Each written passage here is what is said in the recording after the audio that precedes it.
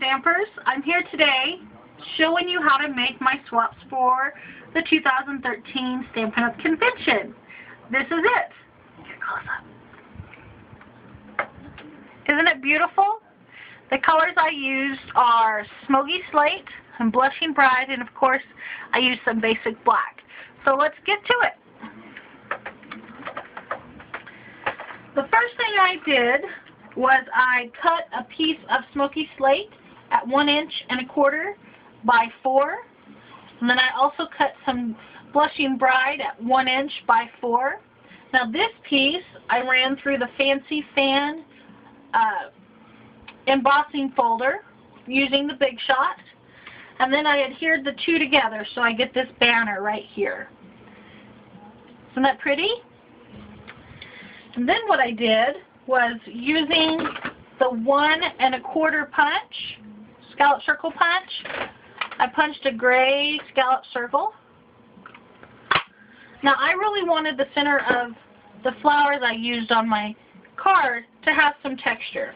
And to do that, what I did was I took the gray scallop circle that I made, and I just broke down the fibers using my bone folder. Broke down the fibers in the paper. And when you do that, what can happen is the paper will actually be like a 2-ply, like, you know, cheap toilet paper.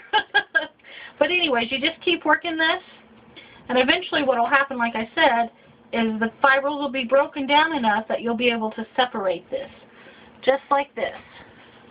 And that'll give you a fuzzy center for your flower. So we'll set that aside for the time being. The next thing that I did was I took some white cardstock, and using the this blossom petal punch that I can't remember the name of right now, is I cut out 2 blossoms.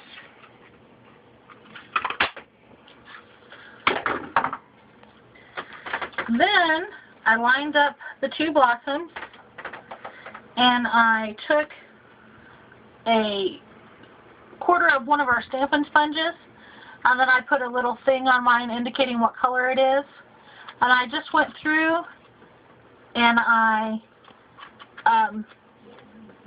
inked up my edges just like this. The neat thing about stacking the 2 together is when I just flip it over just like that, then I'm good to go on the second side. So to complete my flower, while I still had them stacked together, I just snipped in between each petal, right like that, so that I'd have more dimension on my flower. Now as you can see here, I did that with each one, and I stacked them so that the flowers, the petals would be interchanged like that. And then I just flipped up my edges. Now using a dimensional, I put the bottom layer on, and then I didn't use a dimensional for the gray layer, I just used my Tombow glue for that. And then I used another dimensional to put the center in. And to stamp the center, I used the Mixed Bunch stamp set using this image. And then I stamped that image out with our 7/8 scallop punch. So then we have our flowers. The next step that I needed to do was I needed to stamp my greeting. And I did that in the basic black.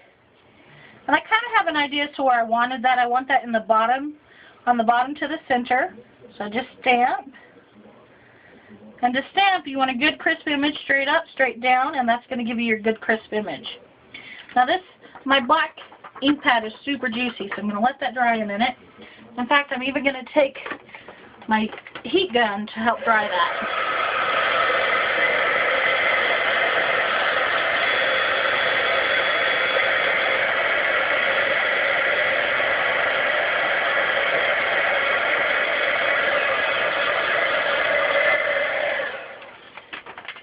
And I did that so that my black ink won't smear.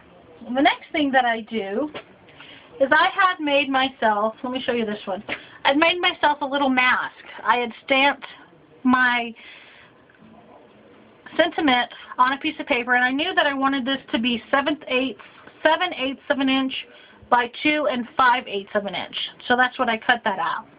And then I used some repositional adhesive that I put on the back to help show that. So then I put this down over this exactly, so that masks my sentiment. And the next thing I do is I take my floral images, which are from Secret Garden, and then I just stamp. And I want this to look like designer series paper, so I kind of stamp all over, not anywhere special, but making sure that I do stamp off occasionally so that it, like I said, does look like designer series paper. And then I'm going to take my second image, which is more of a solid image stamp. Sometimes when you have a solid image stamp and you're trying to mask, you'll get a little void space here, and I'll show you how to get rid of that too. So just keep stamping until you're satisfied with the way that looks. I'm really liking this. I love these colors together. They're simply beautiful. And then you're going to remove your mask. And what that did is it left this area void so that you had a good image. So what I do next is I take my blending pen and I just dab it on my ink pad, and to help color in that area where that void is. And that's just going to give me a sharper looking image. Just like that. No worries. So now that that's done, I want to adhere that to a quarter sheet of the smoky slate so that I have a nice background. And to do so, I'm going to grab my snail and just run about 3 strips of that. I'm an adhesive junkie, so I use a little bit. I use quite a bit. You don't have to use as much as I do, it's just what I like. So just slap that on there. Now, I want to make sure that the petals of my flower line up to just about over the center of that. So when I place this kind of in the center, I'm going to use my flower as a template as to where exactly I'm going to put that. So that I like how that looks. Flip that over, put my adhesive on.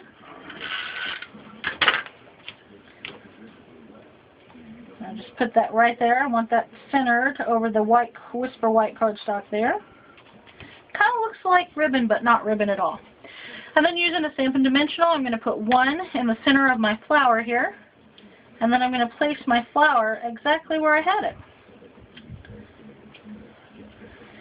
Something I added in addition to just the paper, ladies, is this little rhinestone here. And this is a rhinestone that Stampin' Up also sells. It comes in 3 different sizes, and you can certainly add those to any project to make it look glamorous.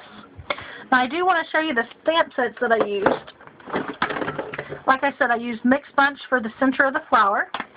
My sentiment came from Perfectly Penned, and I love this font. It's gorgeous. And then the floral images in the background came from Secret Garden, as I had previously said.